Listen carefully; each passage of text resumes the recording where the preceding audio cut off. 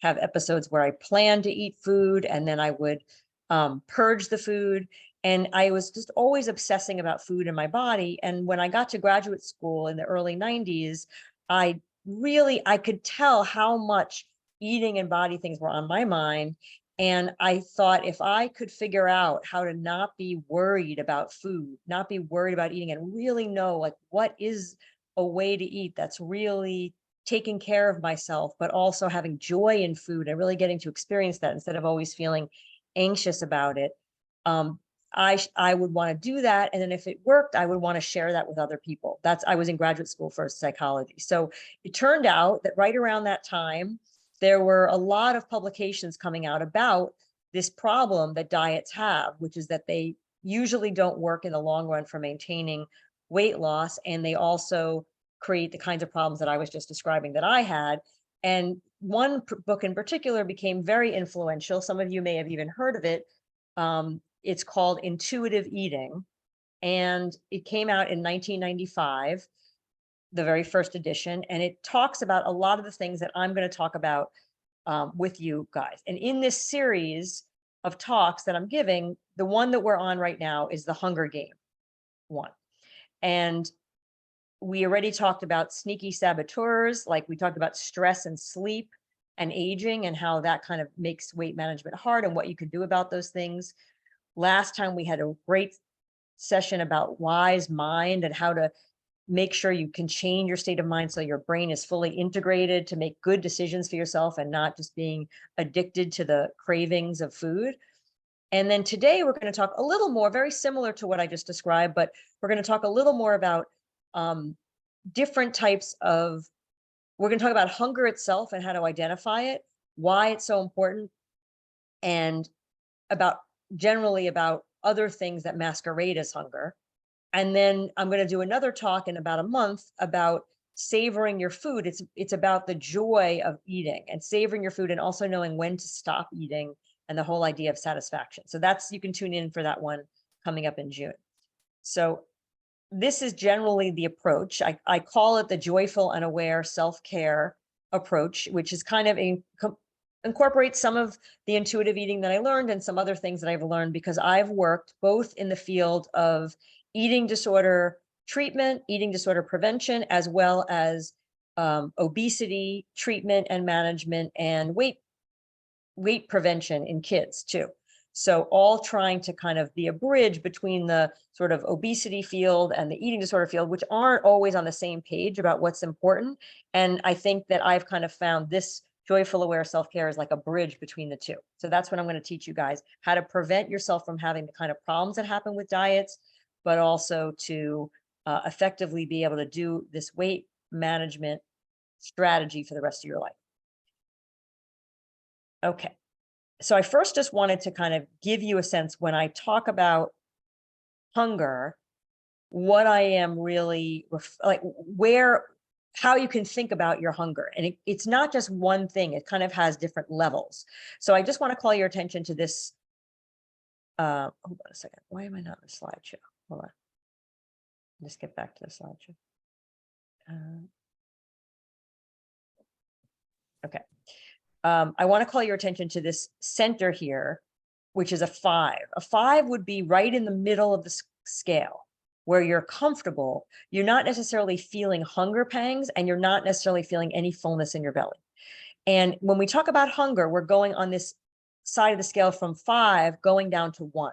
So we're talking about when you're starting at neutral, if you somewhere in the range of like a half hour to an hour from there, you're going to be starting to get slight signs of hunger. We'll talk about what those are. And then you're going to move down to clear hunger signals. I call this a 3 on the scale, clear hunger signals or pangs. In the 3 is like a really, really good state. 3 cheers for 3, because all food tastes great when you're in a 3. If you go a little bit longer, and usually a 3 is sort of like 3 to 4 hours after you've last eaten, you're going to be at a 3 if you've eaten a full meal. A 2 is when you've gone more than that, like maybe 5 hours or so, and you start to get uncomfortably hungry. So there's weakness or lightheadedness. You might get shaky or irritable. This is the kind of feel like where you need to eat, you just have to eat now kind of thing. And then a 1 hopefully is very rare in our lives, but it's when you kind of don't eat for a very long time, or you're forced to not eat for some reasons for a very long time. And sometimes the hunger even goes away. You kind of become numb to it. So this is kind of the hunger side of the scale. I'm not going to focus too much today on the fullness side, but you can kind of look at it for yourself. And we'll talk about that next talk. Okay. So I want to kind of just first talk about why it's so important to focus on hunger. So I mentioned a little bit that food tastes great when you're hungry. So one of the really big benefits for getting joy in eating is being hungry when you eat, because hunger is the best seasoning, I like to say. It really makes everything, including vegetables and things that are really nutritious for you, taste really great. It's not just the donuts that taste good when you're hungry. Also, when you're hungry, you reduce the chance of overeating because you got too hungry. So let's say hungry would be at a level 3. And that means that if you waited for a 2 or, hopefully almost never a 1, you're likely to overeat when you're there. I'm sure everybody, I don't even have to ask you, but if you're nodding your head at home along, you've probably been in a situation where you have eaten way too fast, too much, too quickly. Maybe even you felt like you ate more than is comfortable and you feel really full when you eat past a 3, like a 2 or a 1. So I should put this benefits of eating when hungry in a comfortable hunger. Okay. Another reason is it reduces your body's anxiety. So this is every time you feel the 3 hunger, you want to eat. You don't want to go, I'm hungry, but I don't really have time to eat. I'm hungry, but maybe I should save the calories and not eat till the next meal. That is not a good thing.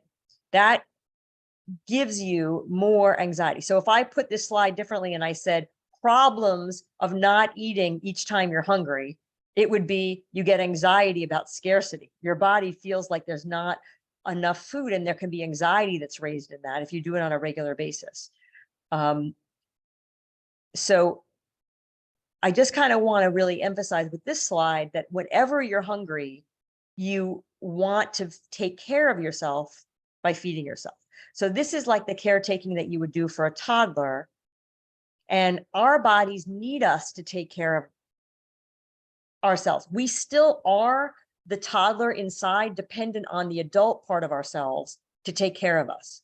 And just like you would feed a toddler when the toddler was expressing signs of hunger or saying that they're hungry, you want to be taking care and eating yourself when that's true. And a lot of people don't make a point to eat when they're hungry. I mean, generally, some people do eat when they're hungry, but some people just, skip it. And they kind of like decide that it's not that important, but it really is important as part of self-care. One extra thing that you might not have thought about, but think about it when you're talking about infants and you're feeding infants. Whenever they express demand for food and you feed them, you're enhancing their feeling of you are worth being taken care of. And we still have that need to have our needs met when we express them. So when you feed yourself when you're hungry, you actually are going to increase and improve your own self-worth. So a lot of people say, I don't really have good self-esteem. And what I'm saying is meeting your needs, including eating when you're hungry, is one way to start to build your own self-worth, your own sense that you're worth taking care of. You're lovable because you're doing an act of love, which is feeding yourself when you're hungry. And the alternative to this is when you're deprived of food, you can have feelings of rebellion. So for some people, there's a rebellious part in them, especially people who have dieted for a long time in their lives. They sometimes break that diet because they just don't want the restriction anymore. So if you are skipping meals or skimping on meals, like not eating enough calories, enough food, and enough of all the food groups like protein and fats and carbohydrates, you might feel this sense that you're not getting your needs met. And that can make rebellion, which, as I mentioned to you, like when I was in college, my rebellion was I've been depriving myself of like desserts for so long in my childhood. I'm going to rebel and eat like 5 of these cookies from the dining hall. or I'm going to eat like 2 bowls of ice cream or whatever from that. So that's the kind of rebellion that I'm talking about. Okay. So I was just talking about eating every time you're hungry. Now I want to talk about not eating when you're not hungry, right? Or you could say it as only eating when you're hungry, because this is a really important tool for weight management. So eating when you're hungry means eating when you're not hungry usually ends up that you eat more in a day than your body needs. So the reason why using hunger as a tool is so important is so you will not end up eating more than your body needs. When you eat more than your body needs, you have to store the extra food as fat in your body. So it's really important that you don't just randomly eat whenever food is around. And this is something that we're going to talk a lot about a little bit later. Like, what are the reasons why people eat when they're not hungry? Okay.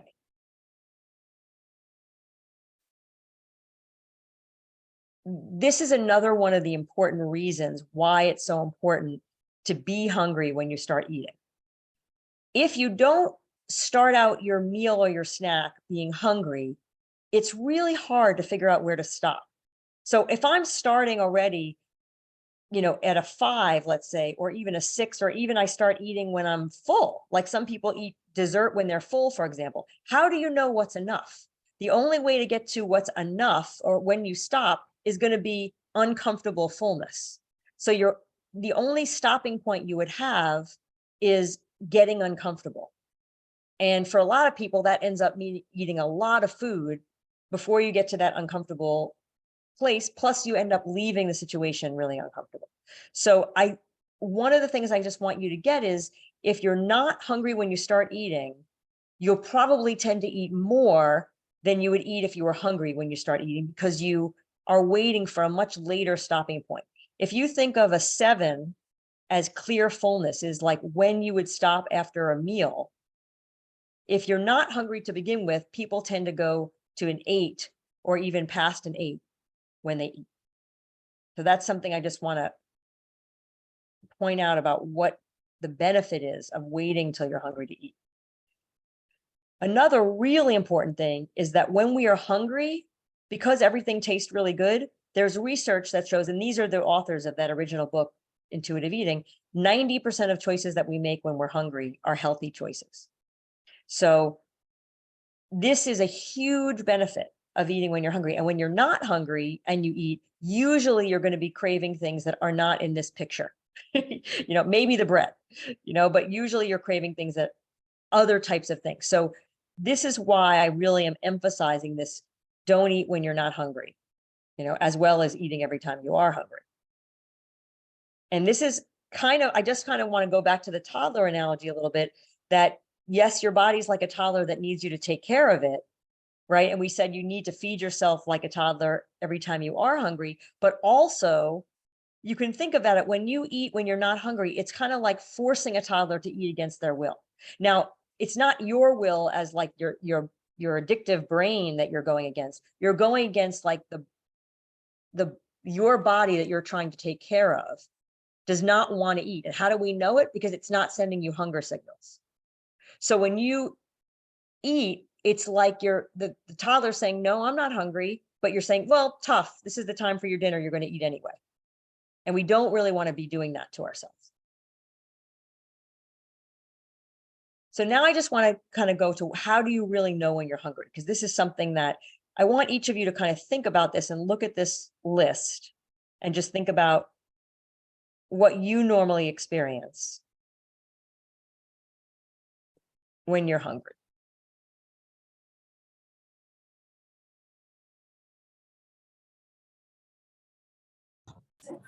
Would you like people to put that in the chat, in the Q&A? If they want to, yeah, why not? That's a good idea. Curious to see. I can tell you, I get, what is that term, hangry? Yep. We are hungry and irritable at the same time. Yep. That's what I get. Mm-hmm. Let's see if I can go back to the.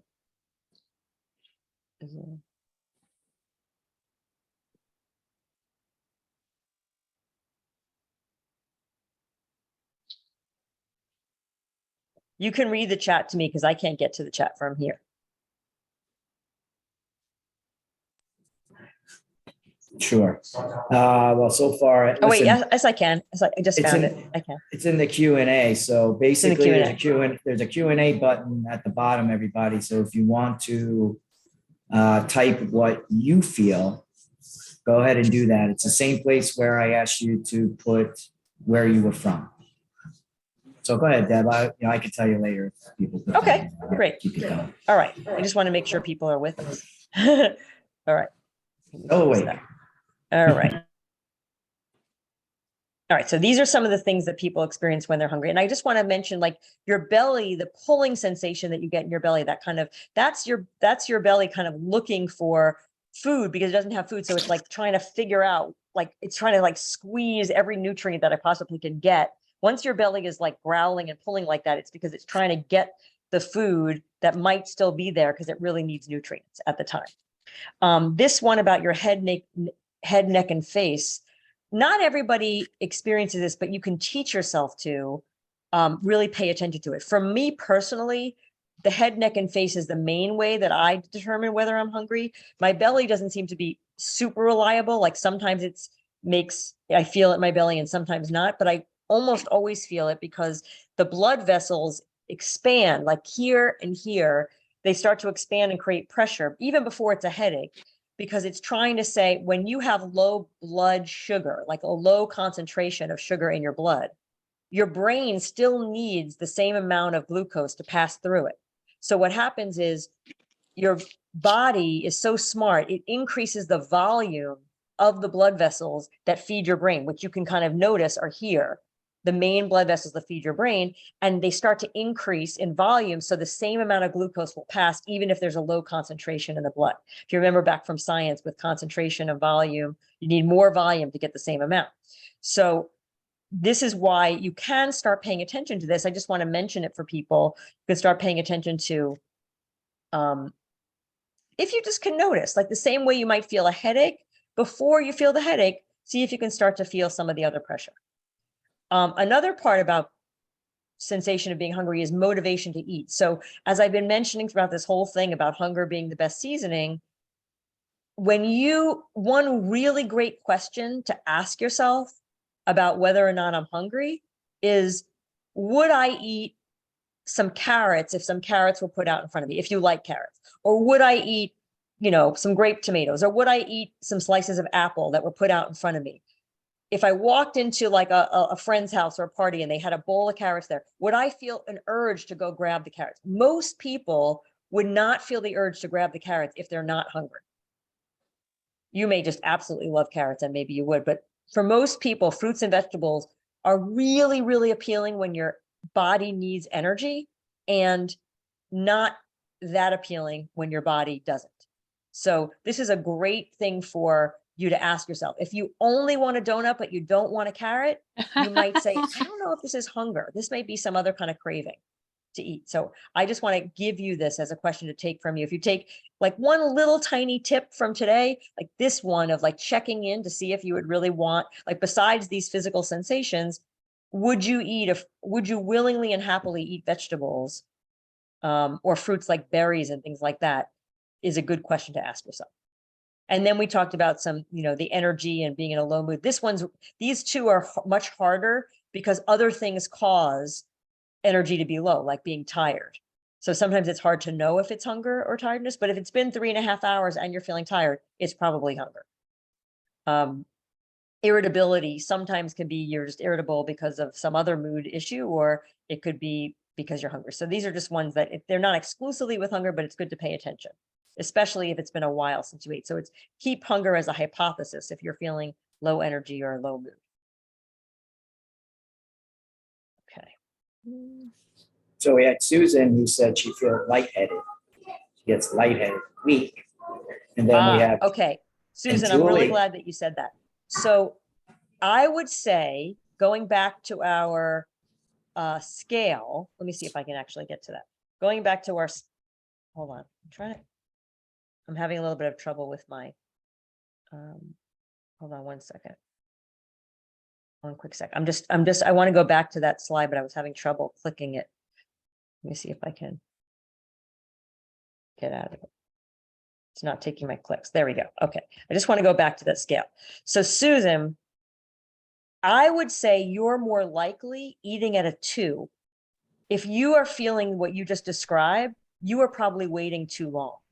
So what I was saying about eating at a 3, when you have clear signs of hunger, if you're feeling that level of lightheadedness, you're probably waiting too many hours for what it may be that you only waited 3 hours, but maybe what you ate in the previous meal was so fast digested or such a small amount of food that you really needed to eat sooner. So if we eat like a meal that's full of protein and full of fat, usually it can, and full of fiber, usually it lasts a little bit longer and we can go for 3 or 4 hours. But sometimes if you eat a meal that's just a very light, mostly carbohydrate food or a very small amount, you need to eat again within like 2 hours or even an hour and a half, because it really wasn't enough to hold you over longer than that. And so then you're eating at this 2, which I was trying to say, it's probably better not to wait until you get there. So I don't know for sure because we're not in a dialogue about this right now, but I just want to point that out to you and anybody else. Be careful not to get to the 2 when you're trying to eat. Try to eat when you're at a 3. Try to catch yourself at a 3, because it's one of the things I've noticed over the years I've been working with people is that when you start at a 2, you often end up at an 8. Like I've noticed in my own body, and I've confirmed this with some clients, that it takes me personally about 45 minutes to go from a 2 of hunger to feeling like my hunger is gone. And when I'm at a 3 and I start eating, my hunger could be gone within 5 to 10 minutes. So the amount of food that I eat when I'm starting at a 2 is usually going to be more than the amount of food that I eat when I start at a 3. So I'm just, for all these reasons, I'm saying it's kind of a good idea to start when you're at a 3 and not wait too long. Hey, Deb, Yep. can you share your screen so we can see the chart? Oh, I'm not screen. Oh my God, that whole time I was pointing. I did That's that all to right. share my We screen. could see that. Hang on a second. You were on a roll. I didn't want to interrupt you. It's okay. I wish I had. Before you moved on, because okay, wait, I was pointing a lot. Hold on a second. Hold on. I'm trying to go back to it. Trying to get back to the Zoom. It's just really weird the way my thing is working. There we go. It's minimized. Okay. So sorry. I was pointing and showing you these great scales. Hold on one second. Well, you have another opportunity because I'm going to read what Julie. Don't worry about it. Here we go. Okay. So we're going to read what Julie has. I'm going to show you. Julie has some feedback. She says, I can be irritable when hungry as my blood sugar goes low. Same LBS means late food makes it hard to focus and makes strong need to get high calorie food. Other than LBS, I don't know what LBS stands for. I don't know when I'm hungry. IBS? Just can't. Is it? Well, she wrote. Can you, Julie? What's LBS? Oh, low blood sugar is what she said. And she gets physically shaken as well. Right. You want to try to eat, and this may be a medical thing where you have to eat much more frequently to avoid getting low blood sugar. So what I was pointing to here was just the 2 and the 3, and just showing you guys that if you have low blood sugar that you can feel, you have gone too long. You should not be feeling it in this shaky, lightheaded way. So everything that I was just saying, I want you to really think about. You might want to start eating earlier and not wait too long. If you want to write how long you usually, low blood sugar. Okay. Oh, I'm so glad it was helpful. Okay, that's great. Yeah, if you're getting to the point of irritability, it's probably, I love that what Julie wrote. I can be irritable when hungry as my blood sugar goes low. And if you have a strong need to get high calorie food, that's what I was talking about at a 2. So one of the things that you guys are all picking up on, and I'm so glad, is the idea that you find yourself feeling like you need to eat, like it's really crucial. And probably what you want to eat is like something really rapid that's going to give your brain sugar really quickly, like a donut or cookies or something of that nature, ice cream, whatever it might be. juice, it could even be. And usually when we get to 2, we're already in a desperate place. So we start to go from like, I really want to eat. It's going to be great to eat. It's going to taste really good. I'm kind of uncomfortable now, but I'm looking forward to how great it's going to feel when I eat. And then when you get to a 2, it's kind of like, oh my God, like if I don't eat, I don't know what's going to happen. I'm just like really not feeling happy right now. Just like that's the hangry thing and everything that Julie was just describing. So you're going to crave higher calorie foods for sure when your hunger gets too high. So really good point. Okay. Okay, this is where I'm trying to go forward and it's not letting me. This is why I went out of it before. There we go. Okay. So just like 90% of choices when hungry are healthy, I would say 90% of choices when you're a 2 are probably going to be a carbohydrate that's processed, because that's how your brain that's what you'll be thinking you want anyway. And that's not going to be a very healthy choice for you. That's not really sustainable energy, but it's like emergency energy. Okay. All right. So now I want you guys to do another little question. This one would be really helpful if everybody can participate. It'll be a much more interesting discussion, and you could write it in the Q&A. So I want you to just take a moment and write down a recent example or 2 of a time when you ate when your body did not need fuel. So a minute ago, we were talking about waiting too long to eat. But what I wanted to focus on now is when you eat, when you actually are not hungry. It could also be when you did not need more fuel, like you kept eating when you didn't want to.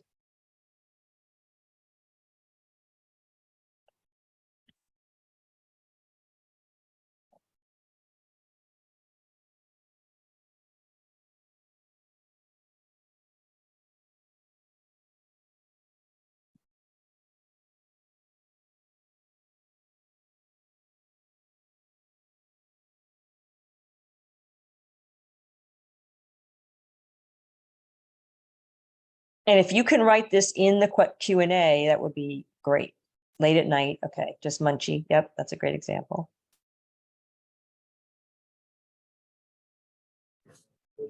I don't have access to type in the Q&A because I guess I'm the host. So can I speak mine?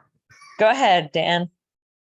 Usually like when I watch a movie, I have to I tell myself I automatically have to have popcorn. Like I have to have popcorn. When I really don't need popcorn, I'm not hungry, but for some reason I gotta have popcorn. Yeah. So that's okay. That's a great example. We'll talk about them. That's a really good one. And Julie says, eat late at night. She's just feeling munchy. Anybody else on the talk want to say?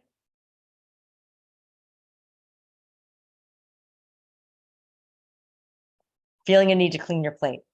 Good one. Yeah.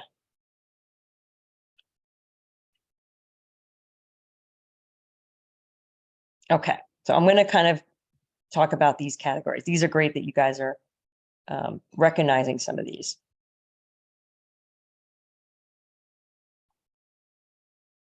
I'm trying to forward it. Don't know why it's not doing. I got to figure this out. So I want to ask you this question. In each of those situations, I know you answered it already, Dan, like in the popcorn situation, in the after dinner situation, in the cleaning your plate, did you ask yourself whether you were hungry? And these are just questions for you to ask you for yourself. Did you even ask yourself whether you're hungry? Was that even an important thing? Because if you can leave today's talk and just be like, I'm going to ask myself, am I hungry? And then try to think, well, it's probably better if I don't eat when I'm not hungry, right? I want you to just kind of notice a lot of people do all of those things you were talking about, like just automatically. So I just kind of want to point your attention to how often you might eat without regard to hunger and how much it would change things if you did pay more attention. And this is another question for you to think about. If you knew you weren't hungry, why did you eat anyway? And if you want to say anything about that, you can. I'm going to go to the next section just to kind of summarize, but it might be one of these reasons.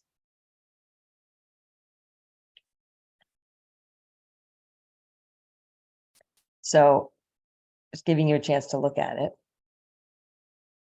So these are really common reasons. So the one that Dan was talking about, I would put in the category of habit. Can you guys see when I'm circling it with can you see that? Okay. So habitual eating and associations, like associations with TV. In this case, it was popcorn and movies together, right? So habit is one of the most common sources of urges. So we eat because whenever we do thing X, thing Y always goes along with it, and we do that.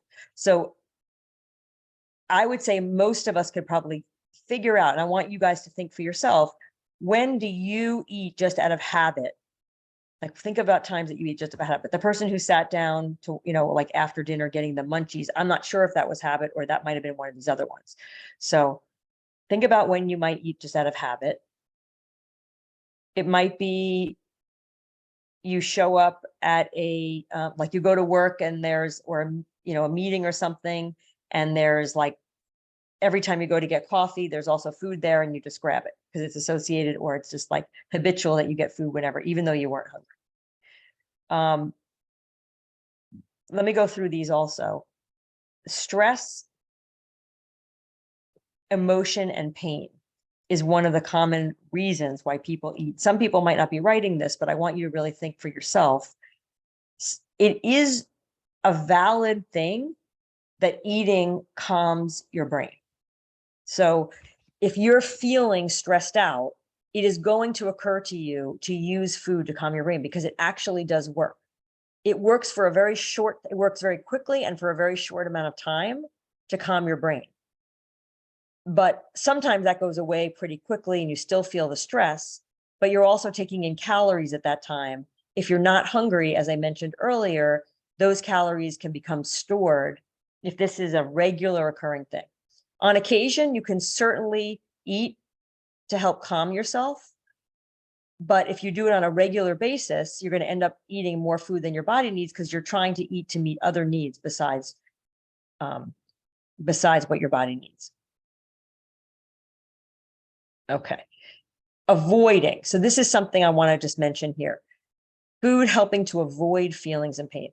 A lot of people think of emotional eating as kind of, I feel bad, therefore I want to eat this ice cream, let's say. It's like a typical trope on television that if someone is like breaking up with a partner, they then will go and sit and eat like, the container of ice cream. But that's a really rare form of fairly mindful emotional eating. A much more common type is that people don't want to sit on the couch and cry and feel the pain. They want to pretend that they're not in pain or tell themselves they shouldn't be in pain. And so they may eat to get themselves out of the feeling of pain, out of the present moment. So we're not going to talk about this in a lot of depth, but I really want you guys to think about when you eat and you're not hungry, could you go into yourself and think, what feelings might I be trying to avoid? Even if you're having an urge to eat, that might be a clue for you. You know what feelings are here that I don't really want to feel? And we've talked about before, I'm sure several times on this, I'm sure Dan has mentioned or other guests have mentioned that feeling your feelings is really healthy and important. And a lot of addictive types of things like food help people not feel their feelings. So that's an important thing that people sometimes have as hunger. Boredom. Boredom is an interesting one. Boredom could be that you don't have something else to do. So you think of food as like entertainment, but it's really more like, of all the things you have to do, you're just not in a mood, maybe because of a low level of depressed mood or a low level of anxiety. You're just not in a mood where imagining doing all the things that you could do are seeming fun. So you use food instead because you know that that's at least going to feel good. So it's really important to start noticing when you have boredom. Is there something else that you like? What is the state of mind that you're in? And is there anything you could do to try to change that state of mind so that something else that you usually really enjoy, you could do? So when you're bored, I want you to start to think, it's not that I don't have something to do. It's that my mind is in a place where I need to soothe it or comment. Maybe I need to write out my feelings. Maybe I need to talk to somebody. Maybe I need to change my physical state, like do some kind of like go for a walk or do some kind of stretching. A lot of times boredom has to do with the state of mind that we're in rather than anything to do. And so if you're noticing that nothing that you usually like to do seems interesting, that may be something where you have to think this could be just a little bit of a bad mood. And what can I do to try to lift my mood that isn't food? Procrastination. So this is a really interesting one. I work with a lot of students, and students often will eat when they feel like they don't know, like let's say they have to write a paper and they don't know what the paper is going to be. So they eat and they feel somehow when they're eating, as opposed to doing nothing, that they're being like productive. Okay, like after I eat, which is this thing to do, then I can go do this paper. And people have that for work all the time.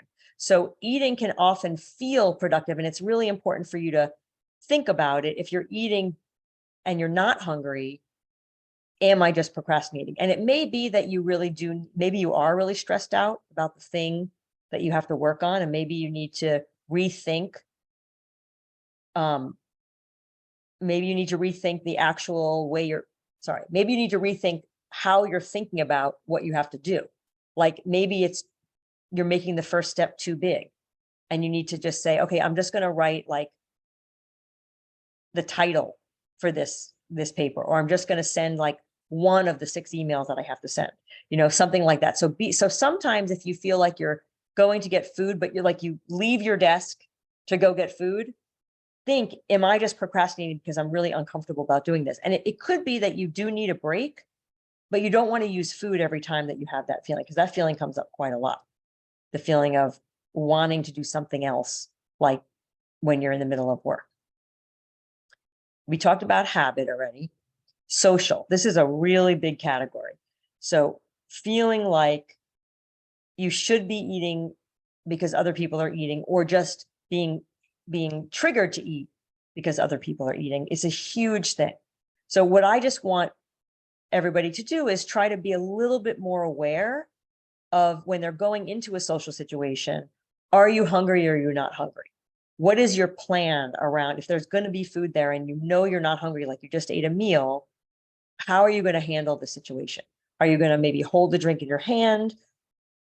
Are there foods that you could have on your plate that wouldn't necessarily eat, but you just kind of look like you're participating? Would it be okay to practice saying, no, thank you, I'm not hungry?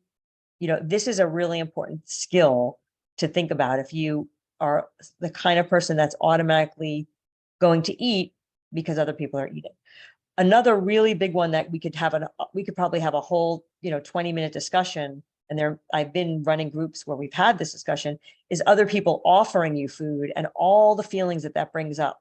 Like you're supposed to say yes to the food because that means you're letting the person express their love, or you're expressing your love by saying yes to the person that's offering you food, or you think it's not polite to say no. So this is something that really requires you to kind of work through if you can do it through yourself or with friends, or if you wanted to get like a counselor or somebody. But if you're the kind of person that has difficulty saying no when people offer food, even if you're not hungry, this is just something that you want to try to think through and work through, whether or not this is really a good pattern for you to be doing. Okay, this next one is huge, right? Mouth hunger. So this is usually one that happens when you've already started eating and you feel like you're, quote, still hungry, but really what it is you still want more food. And I call it mouth hunger, or it's better to say mouth urge. Our mouths are actually designed to send the message to our brain. Is there more of that? Is there more of that? That's good. Is there more? And we have to be really aware of how we manage the signals that are coming from our mouth. So if we already know that we are not hungry anymore, like the clean the plate person who wrote about cleaning your plate, your mouth is, besides the messages, so you have a combination of the message that you got, like maybe your parents saying you're supposed to eat the food. That's a social thing that kind of just got in you, and maybe it's habit also. And then it's also your mouth saying, I want to eat more because this tastes so good, which is completely normal. It's completely normal to feel like you want to eat more. The issue is if you think about our hunger scale, if you're already at a 7, at a place where it would be really good to stop, but your mouth is saying, is there more of that? You're going to end up eating to an 8 or even higher than that if you finish the food, but you're didn't need all of those extra calories and didn't need all that extra food. And you're going to end up either feeling uncomfortably full, or maybe if you do this habitually, taking in more calories than your body can use. So how do we manage this? One of the really valuable things is knowing that your mouth it is very distractible. So if you can give your mouth, if you can get rid of the flavor that it wants, your mouth will stop saying, is there more of that? Is there more of that? So one way to do it is simply like get up, go to the bathroom somewhere if you're in a restaurant, and just rinse your mouth out.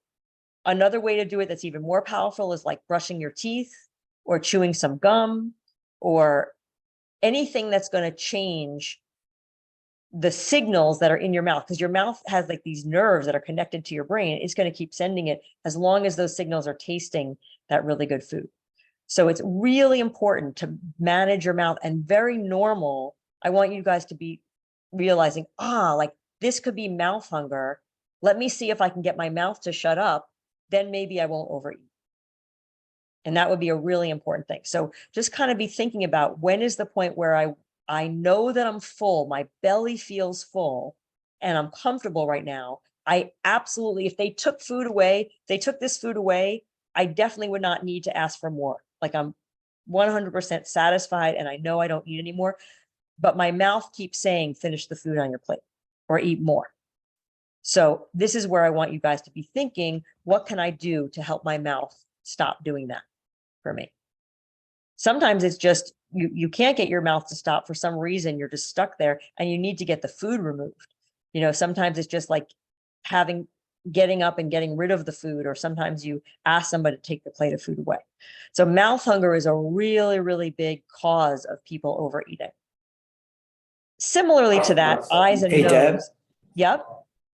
So I think you might have answered it, but I just want to give you the opportunity to Go ahead. elaborate a little more. Julie asked, does mouth hunger also describe wanting more mouthfeel, i.e. crunchy or creamy? So I guess Absolutely. Yes. Yes, definitely. And sometimes it's an interesting question, because the research shows that our mouths not only sometimes they want the same taste that you're having, but sometimes they want a different taste. So your mouth will be like, oh, I had all this salty stuff, now I want something sweet. So you have to kind of manage that too. So I think the best way is to kind of clear your palate. In terms of the crunchy and stuff, that may be your mouth wanting that, but it also may be in the category of like the entertainment part, or in the stress emotion. Like you may associate certain crunchy or certain feelings in your mouth with something that calms you. A lot of people say, I just need that crunch. I need that crunch of that chip or something like that, and so that may be that you're really associating with like a stress association response too. So it could be either of those things. But the question I would ask you to try out, Julie, for yourself is, if you're feeling that whole crunchy thing or the mouthfeel thing, does it help you when you try to rinse your mouth out? Like, then you'll know it's like a mouth thing. Were there any other questions that I should answer now? Oh, that was it. Go ahead. Okay.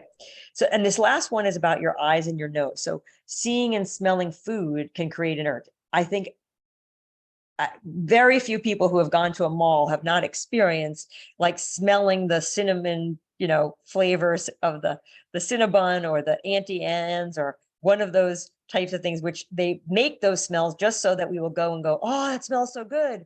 I have the urge to eat that now. Same as the movie theater, they make the popcorn, it smells really great. So that's an example where the smelling really makes a difference. Seeing comes into play a lot when we're talking about desserts. Oftentimes people see the desserts like in a window and they really want to have it. Or a lot of times they're they use this in, there's some restaurants, like I know there's one restaurant called Seasons 52, and they bring around the desserts. Instead of having it listed on a menu in words, they actually bring the desserts around so you could see them, because they're trying to trigger this eye hunger in people.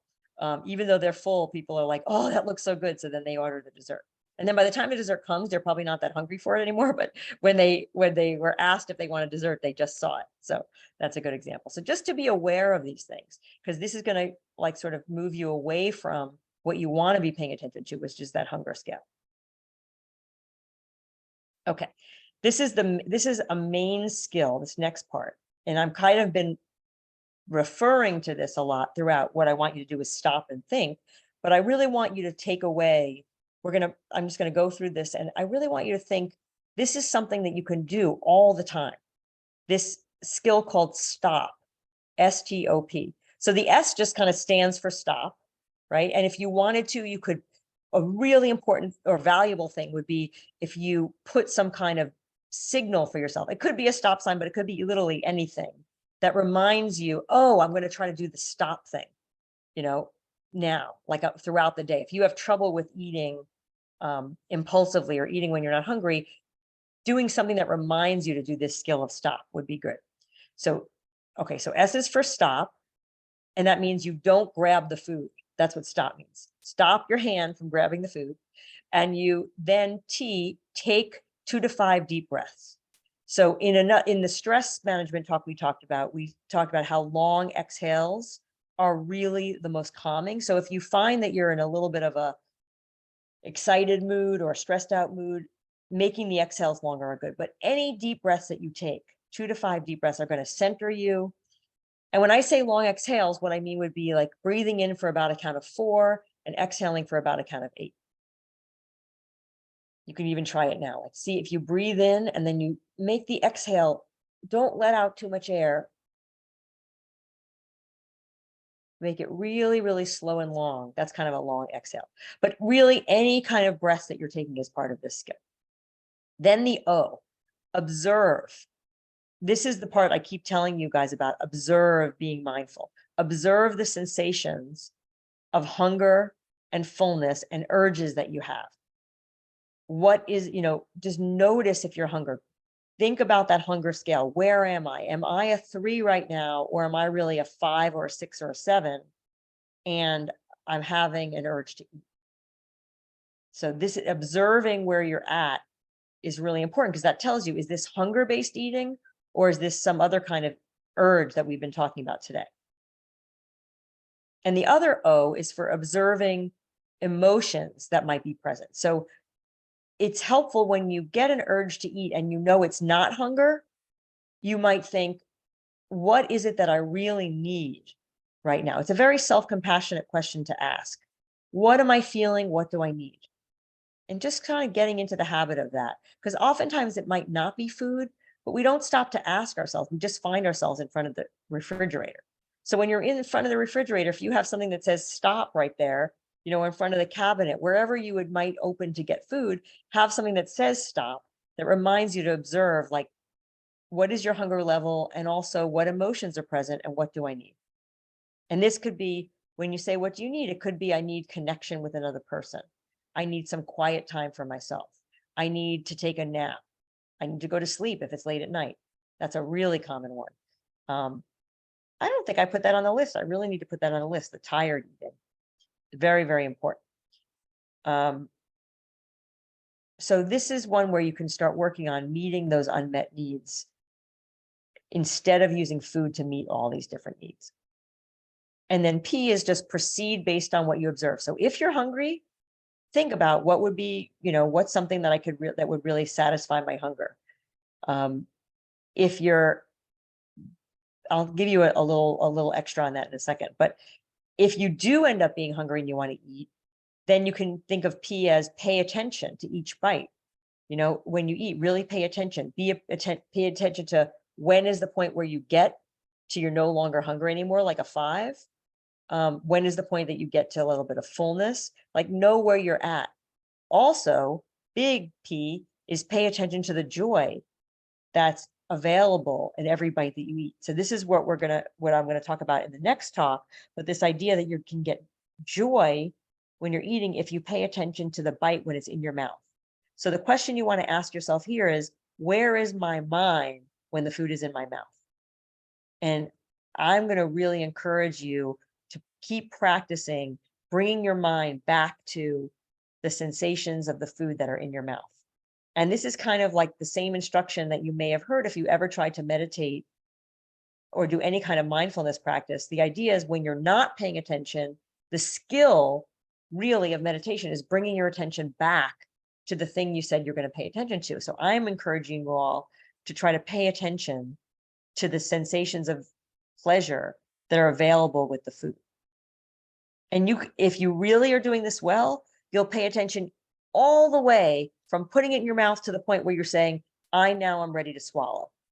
If you can pay attention all that time, you're going to get so much more joy out of the food that you're eating, especially if you're hungry. And if you're, again, not hungry, then try to proceed based on what you need. So I think I am going to, these are the kind of things, these are what we talked about today. Okay. We talked about the idea of your hunger levels, right? And we really emphasize the point of not getting too hungry, but knowing when you're at a 3. And we emphasize that it's vital for weight management and just for general taking good care of yourself and making yourself feel like you're worthwhile to eat when your body needs fuel every time you're hungry to eat, and to not eat when your body does not eat fuel, which is the big thing of what we're talking about, right? So when you have all these other urges to eat, do something else to meet those needs. We discussed the common reasons that people have urges, the hunger imposters a lot, and we went over the stop technique. So I do want to, let you guys ask any questions that you have. I'm going to just kind of, I wanted to give you this talk series. I might refer to it in some of the answers to the questions. So I will just pause there and let you ask any questions in the Q&A or out loud if you prefer, which I would be happy with.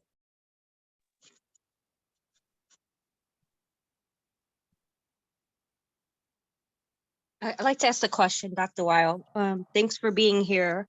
When we talk about the social aspect, what if we have that control where we say, no, thank you. I don't want the ice cream.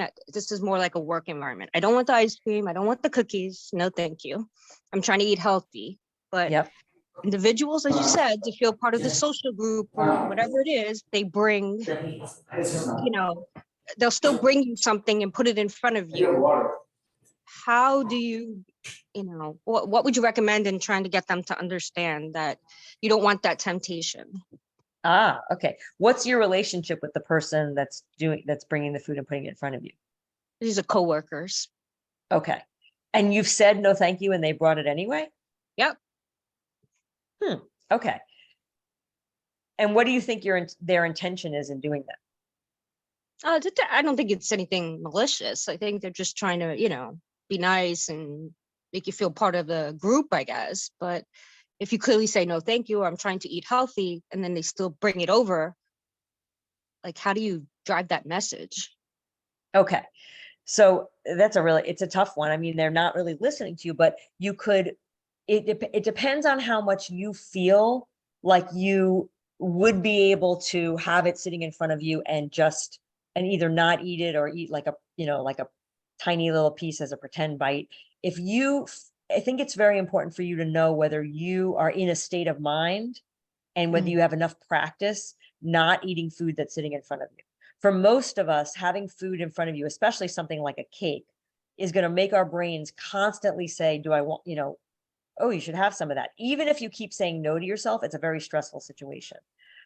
So what you might do is you might just be like almost effusive in saying, oh, like, thank you so much. Like, that was like really nice of you to think of me. Like, I really need to move this food because I'm really like not hungry and I'm really trying not to eat when I'm not hungry, and then just move the food away. Like you may just need to, even if it feels like you're being a broken record, in order to be assertive, you sometimes have to be a broken record.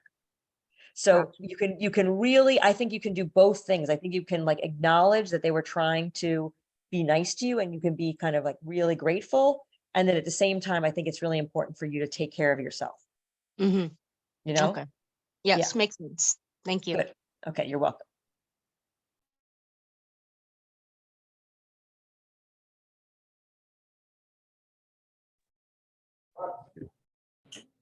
Does anybody have any questions? I've asked everybody to unmute, so if you do have the ability. I have a question. I can be pretty well controlled when I'm, as far as my food budget goes. I don't buy the junk, but there's no willpower when it's in front of me. So, any suggestions for that? Okay, well, that's the eye hunger that we were talking about. So that's that kind of like what I was just saying for the last person. Most people cannot avoid eating when there's very delicious or, food that you really love in front of you. And even if you do, you can only do it for a certain amount of time and it causes a lot of stress. Like even if you had the willpower, it would cause a lot of stress. So even though so like you can see from all of these things, it's really about like what's inside you, like your hunger and your desire and your joy.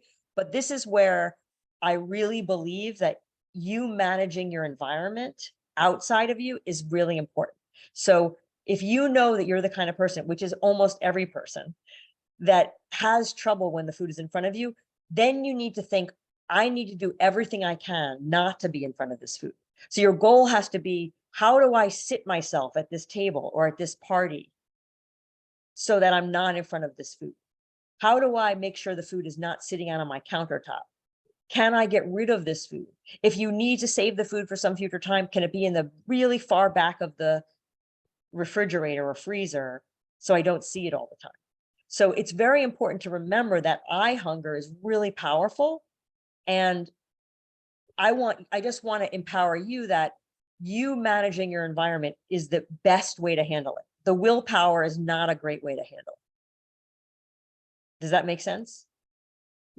Yeah, You have any follow-up questions or thoughts about that? it makes sense. Don't know how yeah. What's an know how to- example of a situation where you might not know how to get rid of the food? Oh, it's social occasions, definitely. Like things I would never have in my house. They're going to be the first thing I go for when I'm out. Oh, okay. And So, it okay. So I have a never couple things to say about that because there's a couple of things going on there. So you're saying not just the food being in front of you, but being at a party where they're serving food that you normally don't let yourself eat. Yeah. Okay. I don't This like, is I like grilled hot dogs, silly thing. I'm not going to have hot dogs in my house. right. And so the occasion isn't that often, but I will go straight for that. Okay. And are you talking about when you're hungry or you're talking about when you're not hungry? I eat beyond hunger when I'm in a social setting, I'm sure. I gotta have Okay. a little bit of everything. Okay. So there's a couple things going on here. And we can't talk totally extensively because I could have like, if I were working with you, could have like 2 to 3 sessions, like talking about this kind of thing. Yeah. But I will say there's a couple of points I want to bring up that you can just think about.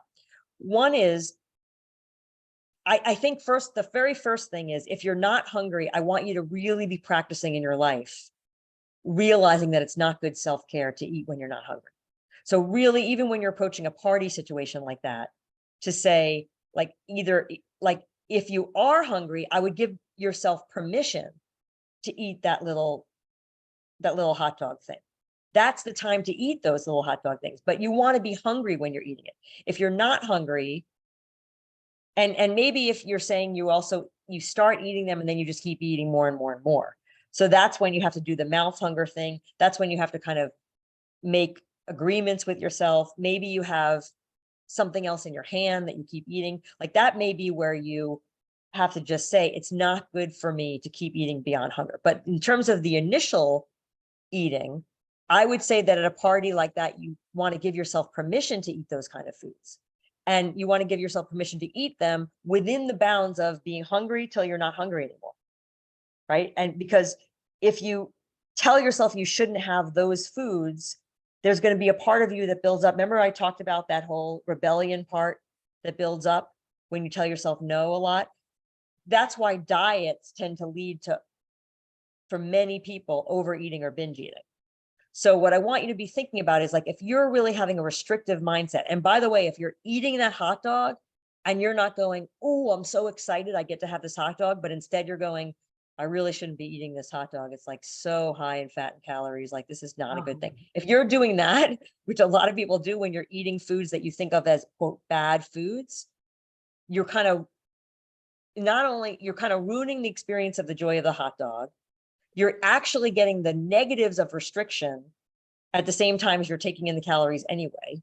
And you're more likely to just overeat them because you're feeling like so bad about yourself. You've made yourself feel really bad about yourself. So a lot of the things that come into this are so much bigger than just this little question, because it's like, how much are you giving yourself permission? How much self-compassion do you have for yourself generally when you eat something? What are your rules about food? Are there rules that tell you these hot dog, these party hot dogs are bad, whatever, right? Like, you can certainly have, go ahead. I don't know if it's a deprivation kind of thing, because I don't miss them at all when I'm at home.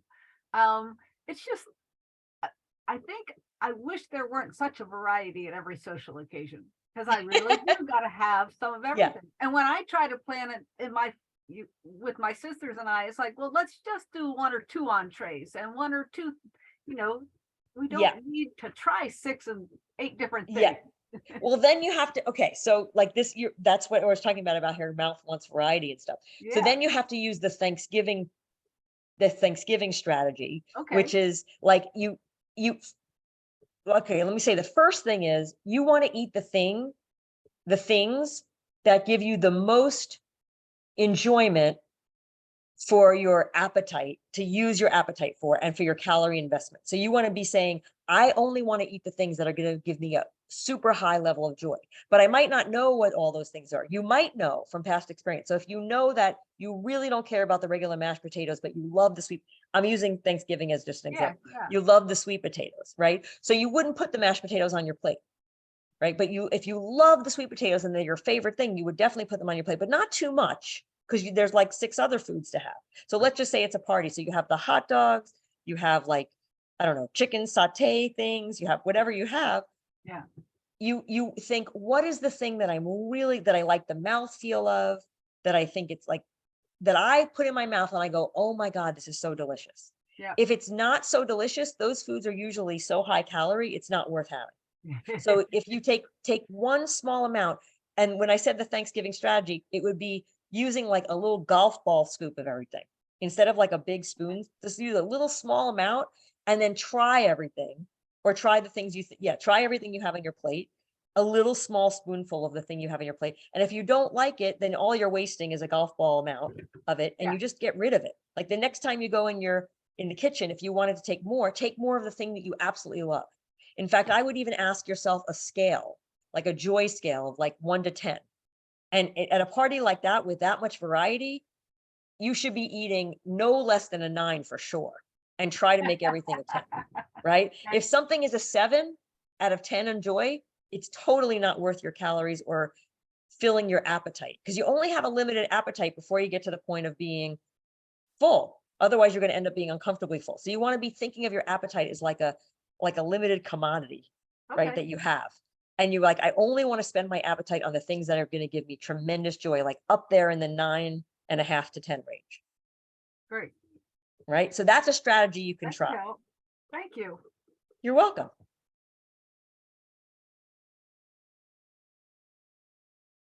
Anybody else have any kind of questions that this brings up for them? It brings up something for me, like when you were talking about the words that just kept coming in my mind are moderation and guilt. Like, when you go to a restaurant, usually they give you tons of food, like more than you could actually eat. And that's a really huge temptation to, like somebody had wrote, clean your plate. It causes anxiety, right?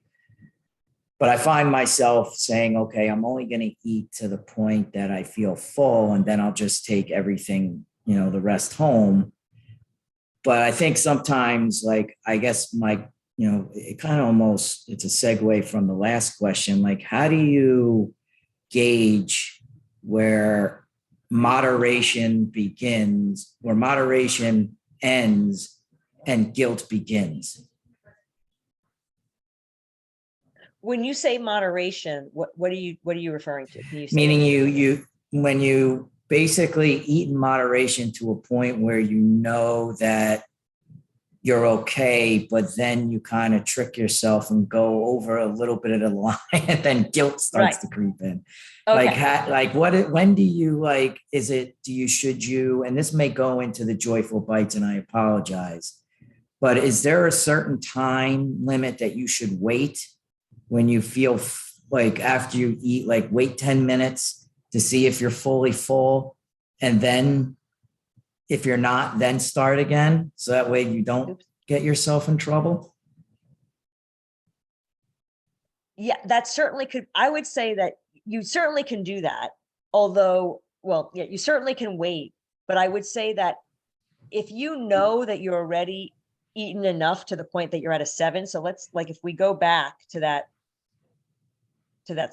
I think I want everybody, whenever they go to a restaurant, to keep in mind the scale, right? So keep in mind, not the scale, this scale, right? I want you to keep in mind. So if you are eating at a restaurant and you start out 3, and then you know that you're full, if you wait 10 minutes, what's going to happen is there's going to be a little bit of digestion that happens. And then your mouth is going to be like, oh, good, there's a little bit more room. Let's eat some more. But that doesn't mean that you didn't really overeat, because you just were waiting till it kind of slipped back down to a 6 and you digested. This is if you're spending a long time. So the reason there's like research that shows that if people eat for too long of a period of time, then they're going to have this problem where food is going to start to digest and then they eat more.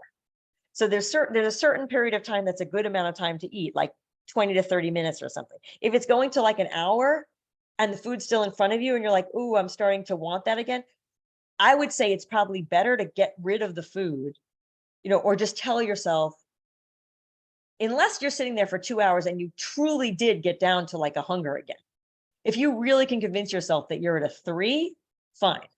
But if you're just went from like fullness to like, I'm not that full anymore because your digestion started, I would not then eat again to a 7. Right? Because that's not really good self-care. So but if you sit there for like a really, really long time, which happens at some meals, you could get down to a 3 again, and then it's time to eat a snack. Fine. So eat some more, but I would say that if you're using this as a way to stop yourself, the clear fullness, this 7, then you can just say, I know that I've had enough.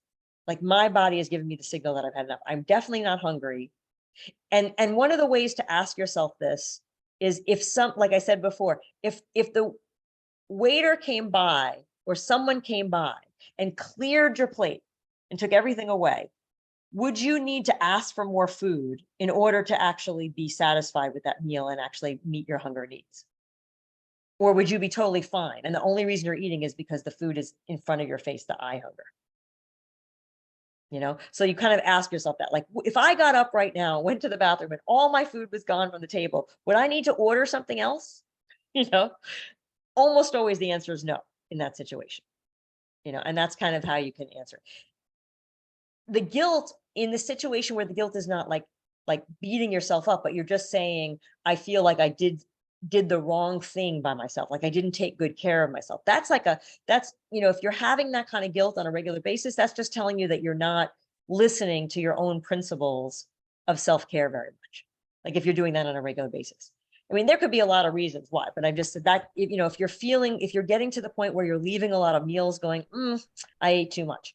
And a lot of times when we eat out, we do get to an 8 because people around us order appetizers and a meal, and sometimes also dessert. And most of us can be full and satisfied just with an appetizer. Like there's way too much food at most meals. So so we end up getting to the 8, and because the norms are really messed up, because the norm is like to eat without regard to whether you're full or not. So like, it's just like, and it's hard because it's social situation too. But if you start really listening to yourself, then you're going to leave, think of the reward as you're going to leave there feeling like great about how you took care of yourself. You know, you're going to be like, I didn't force food down my toddler's throat. Like I took really good care of myself. That's what I would say would be the reward if you practice this on a regular basis, you know, and just know. I also want to say I'm a huge fan of bringing home leftovers.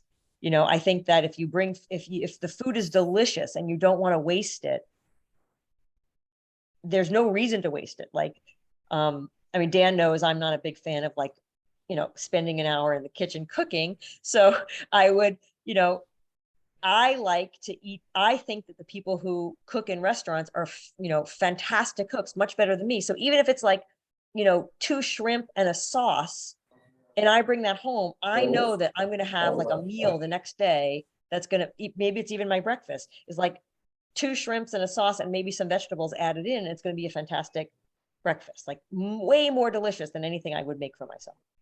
Or I'll mix it in with my eggs or something like that. You know, so whether it's breakfast, whether you eat it for lunch, whatever it is, I'm just pointing out that there's really good reasons from just feeding yourself joyfully to save the food for another time, because then you get to have another like really delicious, well-cooked meal, you know, so. I think that way too. We don't go out to eat that often or have these social occasions, and enjoying that special food, that party food, it extends the celebration, whatever we are celebrating. But my husband gets to the point, he goes, well, that's not worth saving, and so he'll keep eating.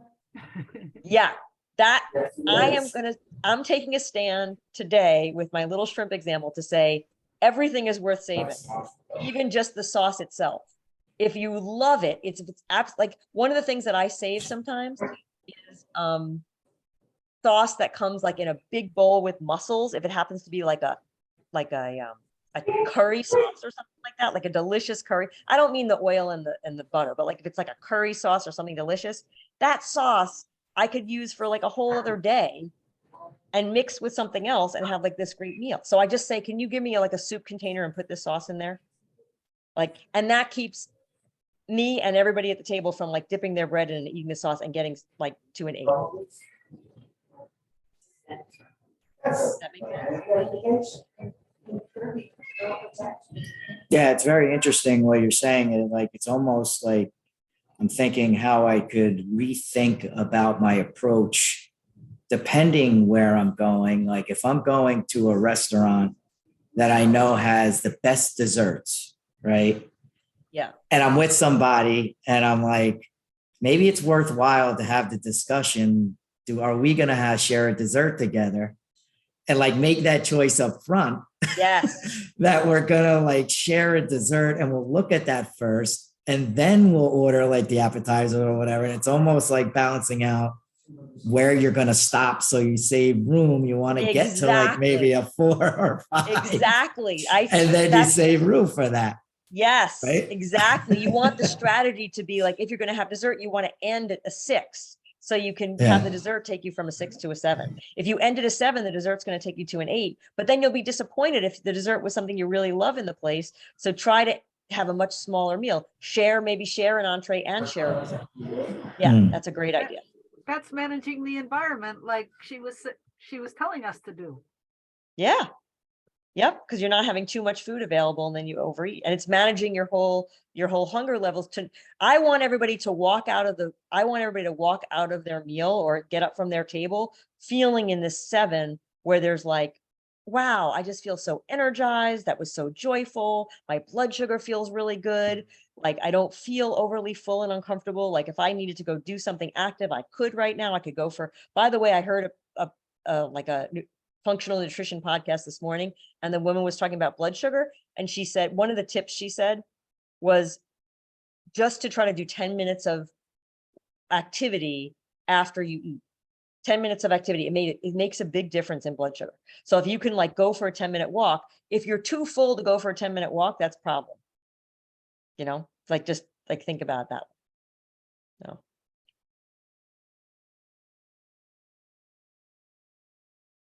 Cool, great discussion. Any other questions?